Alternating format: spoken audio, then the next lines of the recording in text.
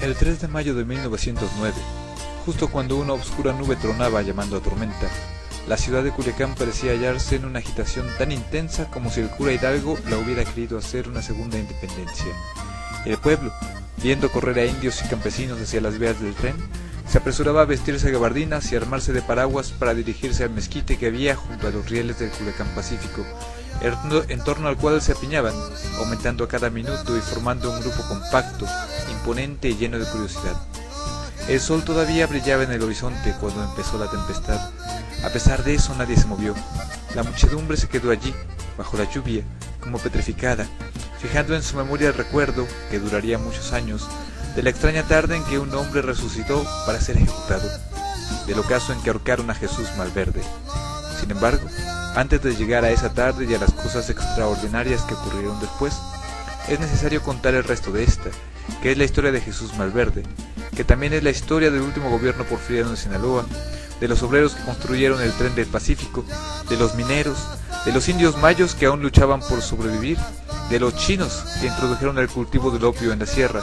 En fin, es la historia de Sinaloa y de su gente, que bien ha sabido ganarse mucho más que estos sencillos renglones.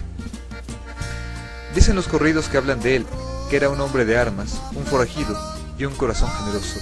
Ahora ya no queda nadie que recuerde cómo era la sierra de Culiacán en los tiempos de Malverde. Había muchos venados, y tejones, pumas y gavilanes, y cosas que ya solo se ven muy de vez en cuando. Tampoco hay quien se acuerde de cómo nació Jesús. Hay unos que dicen que había nacido en Chaco, otros que en Guamúchil, otros con más razón han pensado que nació en Culiacán, donde vivían sus padres. La verdad es que por accidente nació en un cuarto prestado por unos campesinos, afuera del pueblo de Mocorito, que entonces era apenas una ranchería con 3 docenas de casitas de adobe, casi todas techadas de paja. Allí le agarró el parto a la joven madre, y le tocó para día de su santo, el 28 de junio de 1876. Jesús tuvo 2 hermanos, Santiago y Felipe. Era hijo de José Juárez y de María Mazo, campesinos pobres, como pobres eran y son la mayoría de los campesinos en nuestra tierra. Pero en aquellas épocas más, porque el que era gobernador nombrado por Díaz, un tal general Francisco Cañedo, les había dado la tierra buena a sus amigos, y las parcelas que la familia de Jesús había heredado de don Abraham Juárez eran tierra yerma, porque no tenían agua, y ya se sabe que sin agua ni los nopales se dan. A esto se sumaba que Jesús no había cumplido todavía los 8 años cuando empezó la sequía grande, una sequía que duró más de una década, cada año peor que los anteriores. En esos tiempos, la gente pasó hambres mientras unos cuantos se enriquecían con la miseria del pueblo. Hay que decir que don Abraham, el abuelo de Jesús, había sido en sus días todo un personaje. Muchos creen que lo vivo que era lo sacó Jesús de su abuelo, quien había salido huyendo de Mazatlán, luego de matar al hacendado que abusó de su hermana y asesinó a su padre. Así había llegado una madrugada de noviembre a Culiacán, cambiándose el nombre de Abraham Valverde al de Abraham Juárez, para evitar que lo identificara la ley y hacerle mérito al indio zapoteca que llegó a ser presidente. Allí se hizo de una parcela a fuerza de sacrificio y trabajo, y durante algún tiempo los suyos pudieron más o menos vivir de lo que daba la tierra. Pero para cuando Jesús y sus hermanos llegaron al mundo, la familia ya no tenía recursos para llevar una vida digna.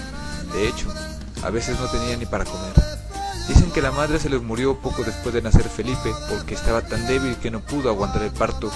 Pero incluso entonces Jesús, que no tendría más de 16, ya era una bendición para los suyos, porque sabía tragar la vergüenza para ir a rogar un taco a la gente del pueblo, y también porque, apenas tuvo uso de razón, aprendió a disparar con la carabina, y cuando el hambre era de veras dura, sacaba a escondidas el rifle de su padre, que era la única posesión de valor que conservaban de mejores días, y se iba a la sierra. A las 2 o 3 horas regresaba con un conejo o con un pato, derribado en pleno vuelo. Dicho así suena muy fácil, porque la gente acostumbra a tirar con escopeta, pero en esos días él era el único en todo el distrito, si no es que en todo el estado, capaz de acertar esos blancos con rifle de bala. Nadie podía dudar que Jesús tenía el don de la puntería, que no el milagro, porque lo de los milagros fue mucho más tarde. Alguien le había regalado a don José una caja de parque, y cada vez que el hambre apretaba, Jesús tomaba un cartucho para irse al monte. Nunca desperdició uno solo de aquellos tiros, por lejos que hubiera estado el animal, y además no hacía sufrir nunca a la bestia, porque el tiro siempre era limpio y de muerte, y la familia podía comer aunque fuera un caldo de pavo silvestre. Así llevaban los malos tiempos en la casita de los Juárez, hasta que apenas quedaron 3 cartuchos en la cajita. Para entonces ya toda la familia mostraba los signos de la anemia, los mareos constantes y esas manchas en la cara, geote les llaman. Estaban tan flacos que la piel se les pegaba a los huesos de las costillas. Un conejo alargó su tiempo durante una semana. Una torcaza nada sirvió para engañar la tripa, y llegó el día en que no quedaba en la cartuchera más que una bala. Fue en esa racha de hambruna que la familia se debilitó tanto que ya no tenían fuerzas ni para quejarse. Hasta los niños habían dejado de llorar. El padre agarró la fiebre y se enfermó tanto que ya ni podía levantarse del petate. Jesús tenía por entonces 11 o 12 años, y cuando sintió que no podían llegar más lejos, tomó la carabina, le metió la bala y salió al campo. Por lo general encontraba rápido la presa, pero eran finales de junio y la sequía también les había pegado a los animales del campo. Tuvo que meterse mucho al monte. Ya estaba casi rendido cuando vio al cola blanca pastando en un claro. Fue como si la providencia se le hubiera puesto enfrente, y a contraviento. No podía desaprovechar esa oportunidad, y tuvo mucho cuidado para no fallar el disparo. Se acostó panza abajo detrás de unas piedras, y amartilló despacito el percutor para no hacer ruido. Esperó unos instantes que le parecieron eternos, hasta tener bien a la vista la mancha clara en la frente del animal.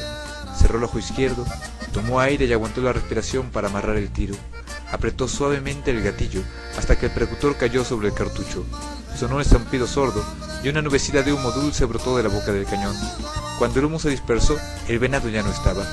Jesús se levantó y fue acercándose despacio a donde había apuntado el arma. Apenas podía caminar de lo débil que se encontraba. El tiro no pudo ser más preciso. Había entrado por el ojo derecho del venado, fulminándolo al instante. El salto del animal no fue más que un puro reflejo. Al llegar al suelo, el ciervo ya estaba muerto. Jesús se quedó sentado durante un largo rato sobre su presa, pero al regresar a su casa, con el estómago lleno de aquel alimento oloroso y nutritivo, sintió el sol tibio de la tarde sobre su rostro y se sintió casi feliz. Iba silbando una tonadilla mientras se apresuraba. Aún silbaba cuando vio las primeras estrellas del crepúsculo, pero a su paso los perros aullaban una canción muy triste. Ya era de noche cerrada cuando llegó a su jacal. Sintió una aguja en el corazón cuando vio su casa a oscuras. Nadie había encendido el fuego.